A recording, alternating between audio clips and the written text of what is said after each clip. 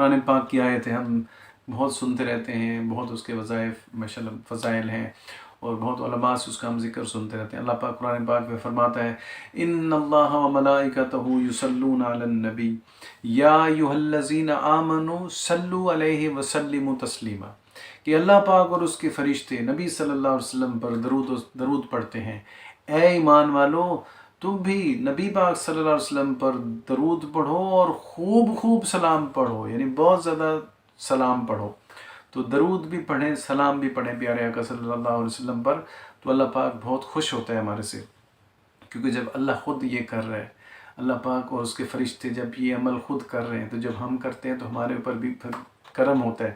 پھر ہمارے صرف روزیوں کے مسائل حل نہیں ہوتے، پھر ہماری بیماریوں کی، پریشانیوں کی، دکھ کے، درد کے، غم کے، اور سارے مسائل، بچوں کے، رشتوں کے، ہر طرح کے، کاروبار کے، روزی کے، ہر طرح کا اللہ پاک کا ہمارے اوپر کرم ہوتا ہے۔ تو ہمیں چاہیے کہ ہم اس کا معمول بنائیں۔ تو ذکر و درود ہر لمحہ، ہر گھڑی ہماری زبان پر، یا پیارے اللہ کا پہلا کلمہ طیبہ کا ذکر ہو، یا پیارے مصطفیٰ صلی اللہ علیہ وسلم پر درود و سلام ہو، یا استغفار ہو ہماری زبانوں پر۔ جزاک اللہ، اس کی ہم کوشش کریں گے۔ ہاں